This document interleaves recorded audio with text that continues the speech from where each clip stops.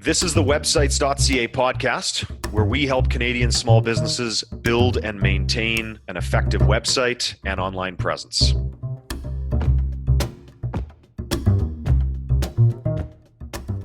Hello again, everybody. This is Sean Corbett, websites.ca marketing. Today we're going to talk about web design, but we're not going to talk about it from sort of the frou-frou, fancy, you have to be creative and unique angle that would probably put you to sleep. We're going to talk about web design in a way that makes your business look more professional and basically helps sort of persuade and convert more visitors to customers. So I'm joined by the websites.ca head designer, Paul Renaud, today. And Paul is going to talk a little bit about sort of what we do at websites.ca to achieve those goals. But first, I wanted to just ask Paul, why don't you tell us a little bit about your background?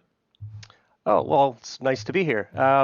In the 90s, I was in art school. I was interested in art as a kid in high school, and I pursued a degree there. And then after I left school, the web was sort of coming up as a thing, and I was looking for a career, a place to apply my skills. And I sort of taught myself in the late 90s after school how to do web design, and I've been working as a web designer ever since. And that's almost 23 years ago now. It's wild. So you actually saw the transition from Web 1.0 to Web 2.0. Yeah, I was working at the time when that was going on. Yeah, sliders. Everybody wants sliders at that point.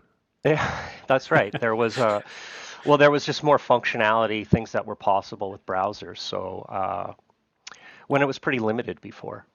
Yeah, for sure. Before we get into the questions, actually, that just brings to mind a thought I had. I was talking to some marketing people, and they sincerely believe that it was a better world for marketers in Web 1.0 because things were cleaner and simpler.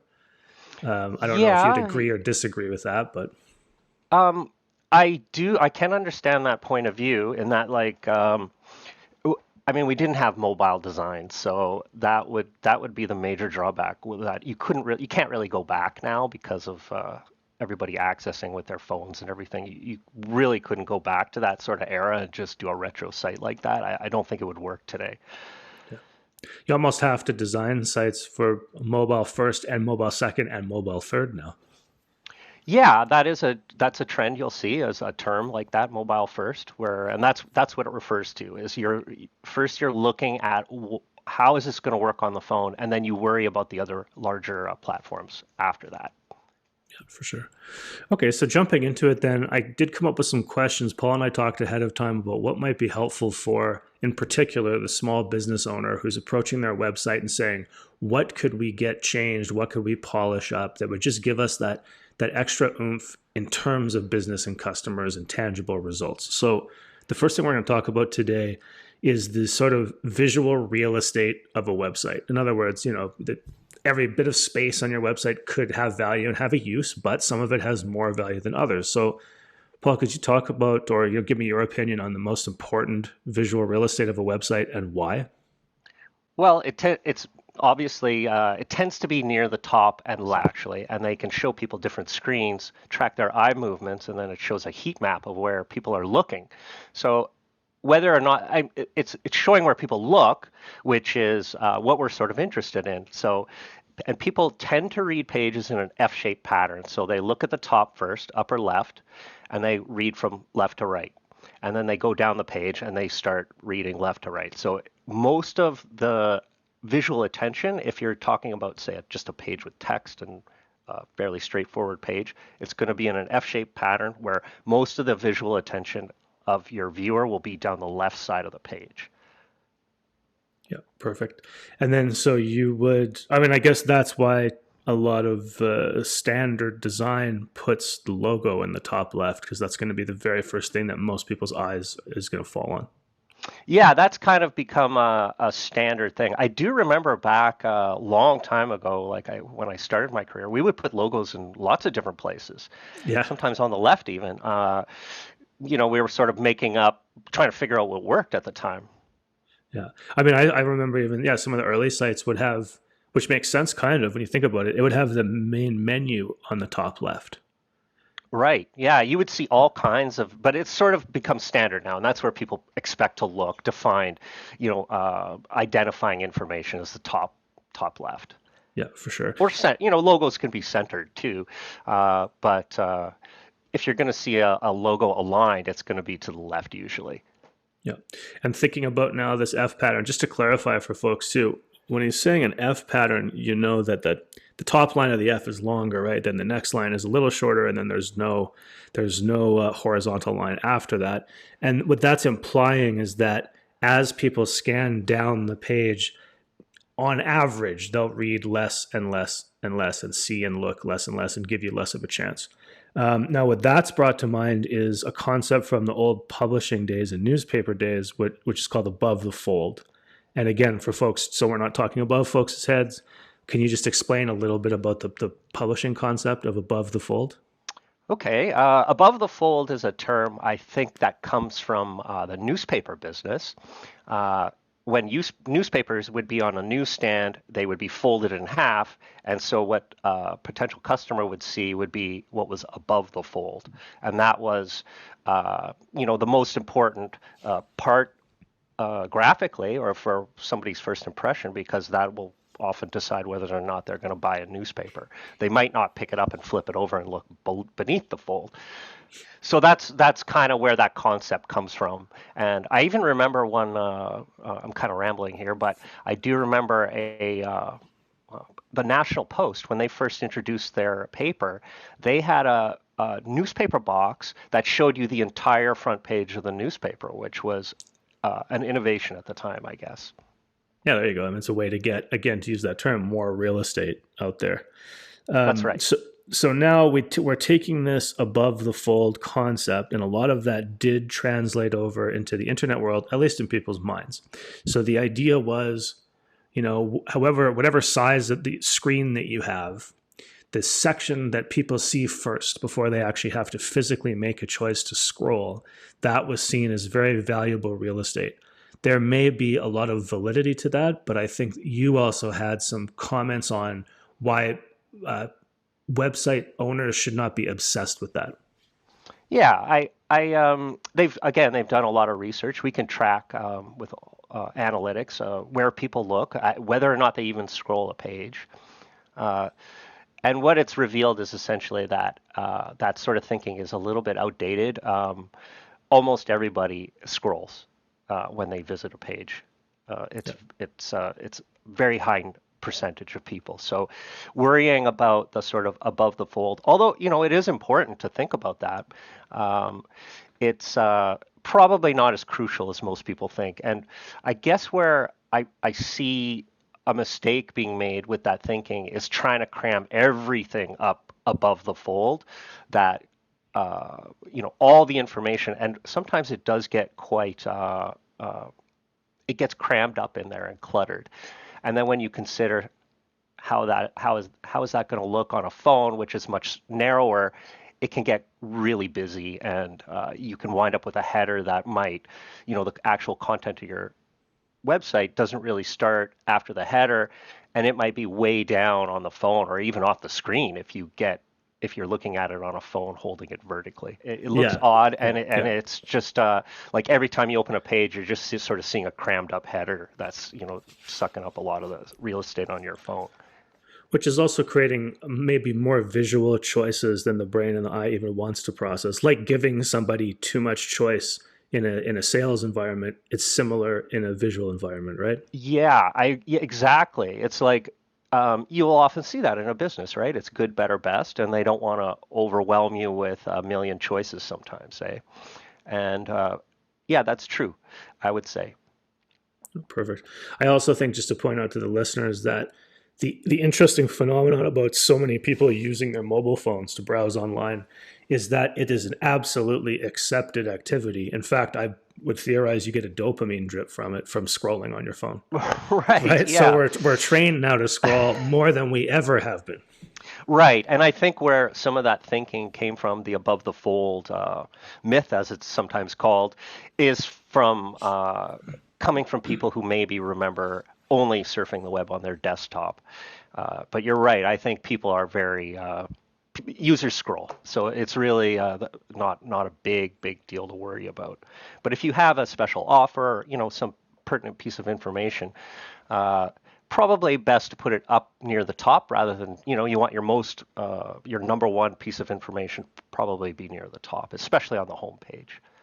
Yeah. And as long as you're grabbing people, you can listen to what Paul's saying. If you grab them when they come to your web page, they're going to scroll down to read the full offer. That's So, right. that's how we'll balance it out. We'll figure out what's most enticing or visually grabbing or mentally grabbing, and then let the pro like yourself lay out the rest of the stuff on the page because they will read it. Yeah, and don't overwhelm them with too many ideas or concepts, which I think you just touched on too, is because you are trying to usually direct a visitor's attention to. Often it's just one thing or one main thing that you want them to do, either to click on an offer or join a mailing list or, whatever it might be. Yeah, perfect. And I think that whole concept of visual busyness leads us into our next topic, which is kind of like the bane of designers everywhere. I put this in there as a little bit of an inside joke, but I think it relates to how the listeners maybe can think of the most effective ways to talk to their web host and their web designer to get the best results out of their website. So just to let you guys all in on a little joke, every time anyone builds a website, the number one request that comes back most often is to make the logo bigger. So Paul, I was wondering if you could talk to me a little bit about this phenomenon, why you think it exists, and why in most cases it's probably a little bit misguided. It does, yeah. I don't know that I hear it every day. I definitely don't hear it every day, but it is something that does come up on occasion, and it's kind of a bit of a balancing act because I think often when people get a logo, maybe they just got one made and they want to impress upon their visitors, their new branding. They sort of might fall in love with the logo and they want it to take up the most amount of space, let's say.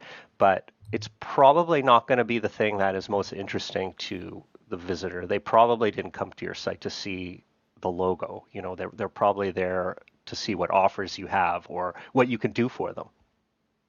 Yeah, no, I think a lot of the pushback from business owners is, well, they need to know where they are. They need to know what company they're on. And I think Yes. oftentimes they forget that like they're not remembering their own customer journey. And I know as a customer myself, I'm not looking for a solution in most cases, I need a particular brand, right? Like if you're Nike versus Adidas, maybe.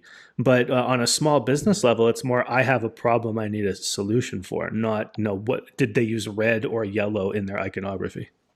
Yeah, I think the logo, the importance of the branding and the logo is going to be dependent on, what field or what business you're in because, obviously for something like you say running shoes, branding is super important, but maybe for a plumber, it's not as important.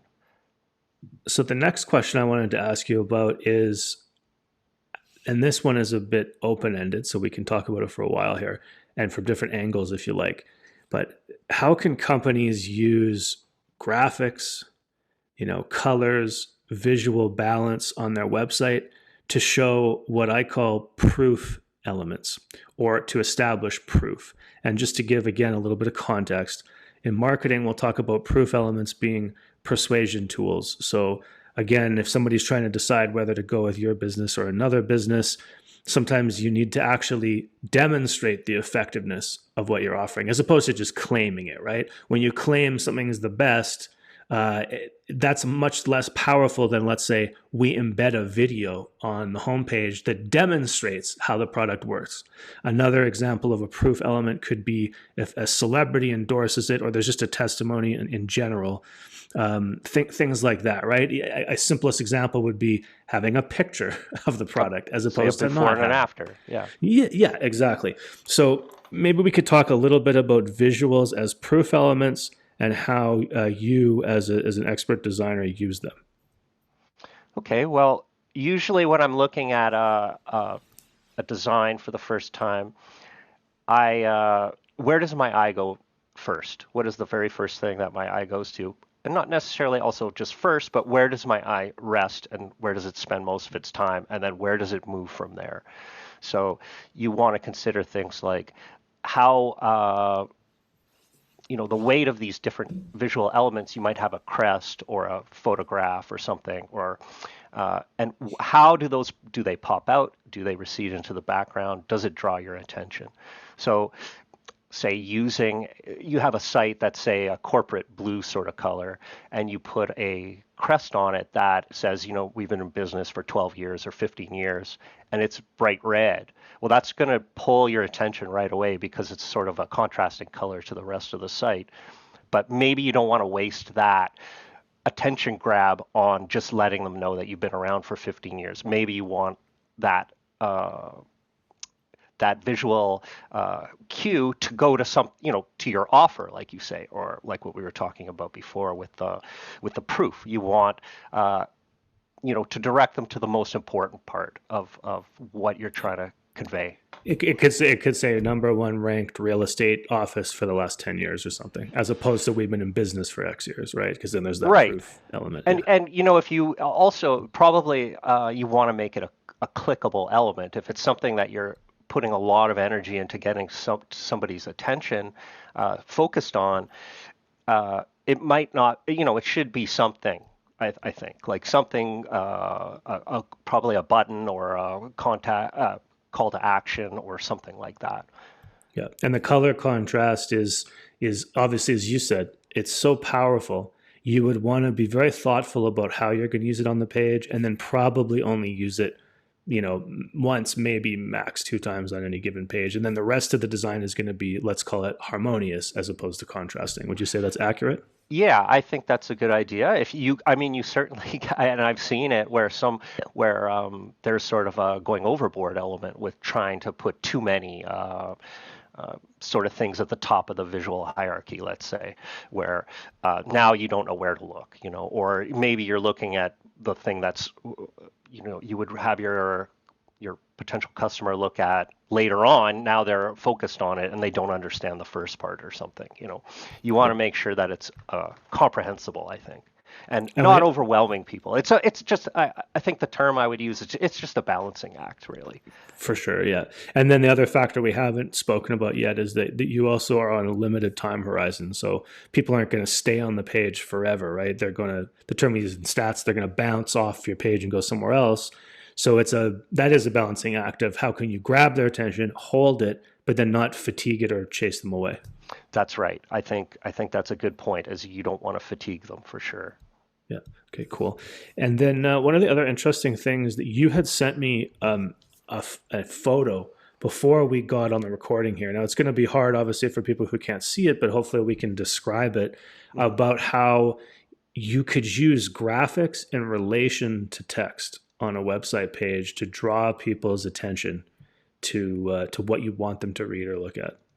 Right. So we did talk about color and using a bright color, let's say, the size of the element, different arrows and other things can be used to sort of direct people's attention. But the photo you're talking about is one of a baby sitting next to the text. So we have sort of a 2-column layout where there's a baby on the left and the text information is on the right.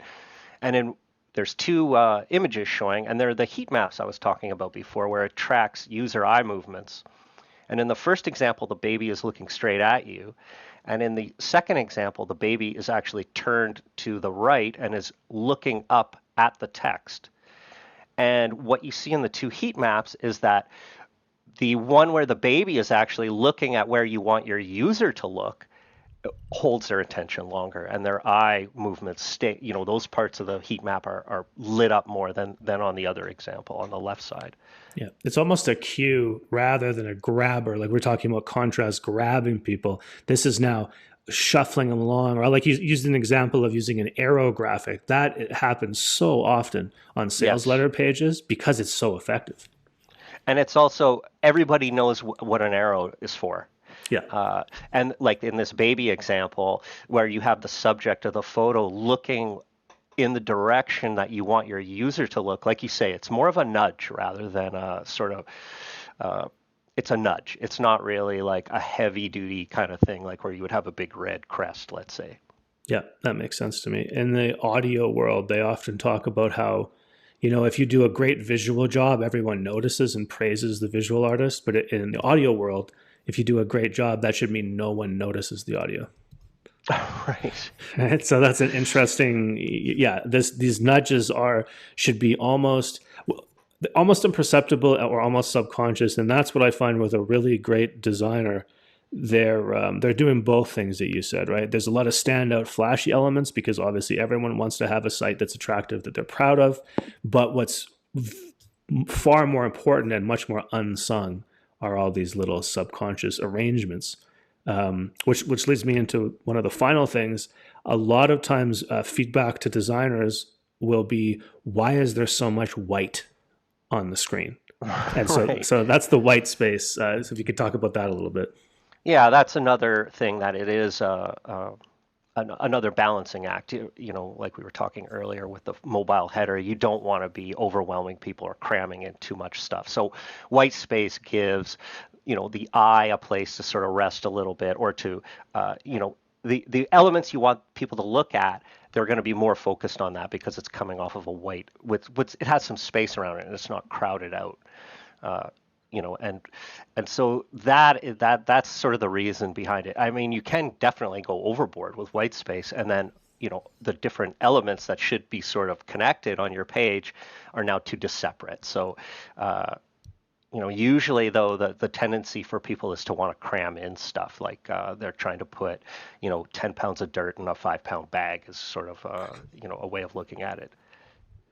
Do you find that it's an entirely different consideration when you're dealing with balance and white space on the mobile display as opposed to, say, a large widescreen HD desktop display? Yeah, that's a good observation. Yeah, there's obviously a lot more with a desktop, so you have more room to play with. And on a mobile, often the images get removed or truncated or replaced with something that's smaller or doesn't take up as much real estate. You might just have a different choice of image that would show up when somebody's looking at it on the phone to accommodate sort of the new screen size. Would you generally be a fan of, say, if somebody, or when you look at that version of widescreen where there's so much unused real estate on the left and right hand side Hmm. of the browser window, are you a fan of making that, putting something in there like a background color or pattern or something just for that view, which obviously isn't going to show up on mobile because there is not that space? Right. So, yeah, we use the term white space, but really white space just means any sort of place that doesn't have like attention-grabbing detail. So it could be a color, actually, like a colored background or something like that, or even a subtle pattern. That you could count as white space also. Um, yeah. I think that would, especially for clients who only have a widescreen monitor and they're not considering, like you are, all these different views, that might be less shocking for them to see that. Like there's something there in their brain as opposed to Right. empty whiteness.